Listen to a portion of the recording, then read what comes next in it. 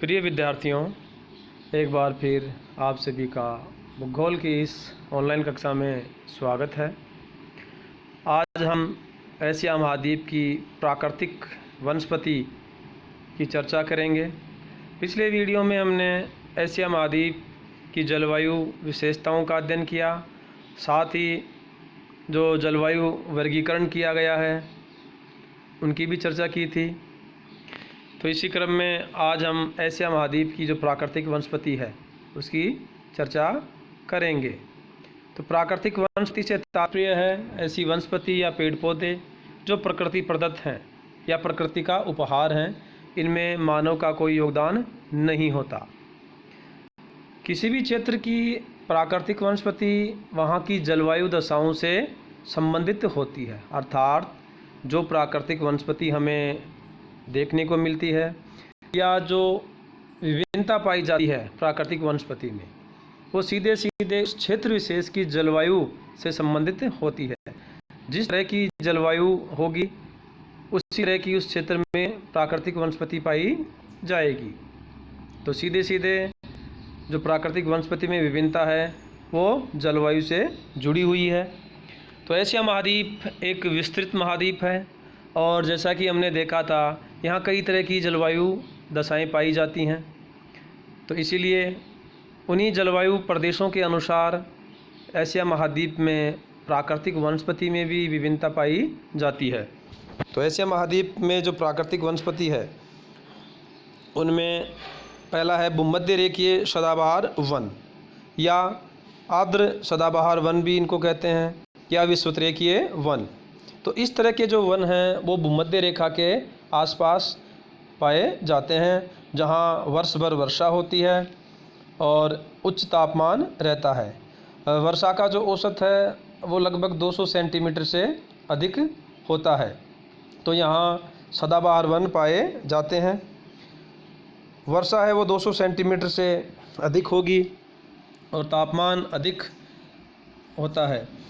तो यहाँ जो मुख्य वृक्ष हैं उनमें महोगनी, गटापारचा, बांस, बेंत, रबड़, सिनकोना आदि हैं। इन वृक्षों की जो लकड़ी है वो अत्यधिक कठोर होती है। ये वृक्ष काफ़ी सघन होते हैं, अर्थात आसपास पाए जाते हैं, काफ़ी सघन होते हैं और विभिन्न प्रजातियों के जो पेड़ हैं वो एक साथ पाए जाते हैं। साथ ही छोटे छोटे पौधे और कई तरह की लताएं भी पाई जाती हैं, इसलिए वहाँ दिन में भी अंधेरा रहता है। तो इतने सघन होते हैं कि सूर्य का प्रकाश धरातल तक नहीं पहुँच पाता। तो ये जो वन है ये एशिया महाद्वीप में जो दक्षिणी पूर्वी भाग है वहाँ पाए जाते हैं, जिनमें इंडोनेशिया, मलेशिया, फिलीपींस, दक्षिणी पूर्वी जो भारत है, श्रीलंका आदि। तो इस क्षेत्र में भूमध्य रेखीय सदाबहार वन देखने को मिलते हैं।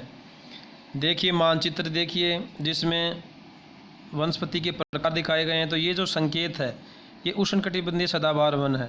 तो ये जो क्षेत्र है एशिया महाद्वीप का ये वाला, और जो भारत का पश्चिमी तट है यहाँ भी इस तरह की वनस्पति देखने को मिलती है। तो ये मुख्य क्षेत्र है एशिया महाद्वीप में जहाँ भूमध्य रेखीय वर्षावन पाए जाते हैं। एशिया महाद्वीप में पाए जाने वाले दूसरे प्रकार के वनों में हैं उष्ण मानसूनी पतझड़ वन। इस तरह के one Bharat, Pakistan, Myanmar, Vietnam, Laos, Cambodia, Thailand, दक्षिण चीन, अर्थात जो मानसून एशिया है वहाँ इस तरह के वन पाए जाते हैं। यहाँ जो वर्षा का औसत है वो 100 से 200 सेंटीमीटर के मध्य होता है। इस क्षेत्र के जो मुख्य वन हैं पेड़ हैं उनमें शीशम, साल, आम, नीम और जामुन है। लेकिन जिन क्षेत्रों में वर्षा 100 से 200 सेंटीमीटर या 200 सेंटीमीटर से अधिक होती है वहाँ सदाबहार वन भी पाए जाते हैं। साथ ही मानसूनी क्षेत्रों में जहाँ वर्षा 50 से 100 के बीच होती है वहाँ जो उष्णकटिबंधीय कंटीले वन हैं या जिन्हें हम मरुस्थलीय वन कहते हैं वो पाए जाते हैं, जिनमें बबूल, खेजड़ा, नागफनी आदि देखने को मिलते हैं। तो इस तरह के वन ग्रीष्म ऋतु के प्रारंभ होने से पूर्व अपनी पत्तियां गिरा देते हैं, इसलिए इनको पतझड़ वन कहते हैं। इन वनों की जो लकड़ी है उसका उपयोग फर्नीचर व्यवसाय के साथ ही ईंधन के रूप में भी किया जाता है। तो जो मानसूनी पतझड़ वन है वो मानसून एशिया के क्षेत्रों में देखने को मिलते हैं। देखिए इस मानचित्र में जो ये संकेत है, इससे उष्ण मानसूनी वन दिखाए गए हैं। तो ये जो भूभाग है यहाँ इस तरह के वन देखने को मिलते हैं। भारत का जो मध्य भाग है यहाँ इस तरह के वन देखने को मिलते हैं। अगली जो वनस्पति है या जो वन है वो है शीतोष्ण मानसूनी वन। इस तरह के जो वन हैं वो एशिया महाद्वीप में चीन के जो मध्यवर्ती भाग हैं वहाँ मंचूरिया, ताइवान और जापान के दक्षिणी भागों में फैले हुए हैं। यहाँ के मुख्य वृक्षों में मेपल, ओक, लारेल, सहतूत, वालनट, कपूर आदि आते हैं। ये वन अधिक सघन नहीं होते हैं और इन वनों की लकड़ी बहुमूल्य होती है। जापान के पर्वतीय क्षेत्रों में इन वनों को काटकर चाय के बागान बनाए जा रहे हैं और ऐसे ही चीन में भी इन वनों को काटकर कृषि भूमि बना ली गई है। तो इस तरह इन वनों का विस्तार है ना कम होता जा रहा है। इन वनों की जो पत्तियां हैं वो ग्रीष्म ऋतु के आरंभ से पूर्व गिर जाती हैं, साथ ही नुकीली होती हैं और इनकी पत्तियां चौड़ी भी होती हैं। सहतूत का जो उपयोग है वो रेशम प्राप्त करने के लिए किया जाता है। मानचित्र में देखिए जो शीतोष्ण मानसूनी वन है तो ये तो उष्ण मानसूनी हो गए, और ये वाला जो क्षेत्र है जिसमें जापान भी आ गया, चीन का मध्यवर्ती भाग, ताइवान और मंचूरिया, यहाँ ये शीतोष्ण मानसूनी वन पाए जाते हैं। अगली प्रकार की जो वनस्पति है वो है समशीतोष्ण घास मैदान, अर्थात जो स्टेपी घास के मैदान हैं जो मध्य एशिया में पाए जाते हैं, जिसमें मंगोलिया, मध्य मंचूरिया और साइबेरिया के दक्षिणी भाग आते हैं। इस तरह की जो घास है इसे एशिया महाद्वीप में या साइबेरियाई भाग में स्टेपी नाम से जानते हैं। इस क्षेत्र में वर्षा बहुत कम होती है, इस कारण वृक्ष कम उगते हैं और घास की मात्रा अधिक पाई जाती है, इसलिए यहाँ पशुचारण की क्रिया अधिक होती है। तो स्टेपी जो घास के मैदान हैं वो मध्य एशियाई भागों में पाए जाते हैं। देखिए मानचित्र में ये जो प्लस का निशान है ये एक तरह से घास के मैदान है, तो यहाँ घास मुख्यतः पाई जाती है। अगले प्रकार के वन हैं कोणधारी वन, जिन्हें टैगा वन भी कहते हैं। तो इस तरह के जो वन है वो यूराल पर्वत से लेकर प्रशांत महासागर तक के मध्य की पेटी में साइबेरियाई भाग में पाए जाते हैं, जहाँ शीतोष्ण जलवायु मिलती है। तो इस तरह के जो वन हैं उनमें चीड़, हेमलॉक, फर, सीडर, स्प्रूस आदि पेड़ पाए जाते हैं। इन पेड़ों की जो पत्तियां हैं वो नुकीली होती हैं, जो अधिक वाष्पीकरण से बचने के लिए चिकनी और मोटा इनका तना होता है। तो इनकी जो आकृति है एक तरह से त्रिभुजाकार होती है, तो इनको टैगा वन कहते हैं। और ये जो वन है ये आर्थिक दृष्टि से सबसे महत्वपूर्ण होते हैं, क्योंकि इन वनों से कागज़ से लुगदी, दियासलाई और फर्नीचर आदि महत्वपूर्ण वस्तुएं उत्पादित की जाती हैं। इन वनों की जो लकड़ियां हैं वो मुलायम होती हैं, इसलिए काफ़ी महत्व है और एक जैसे पेड़ एक ही क्षेत्र में देखने को मिलते हैं, इसलिए ये अधिक उपयोगी हैं। देखिए मानचित्र में जो कोणधारी वन है तो ये यूराल के क्षेत्र से शुरू होकर एशिया के मध्य भागों से होते हुए प्रशांत महासागर के तट तक इस संपूर्ण क्षेत्र में ये कोणधारी वन या टैगा वन पाए जाते हैं।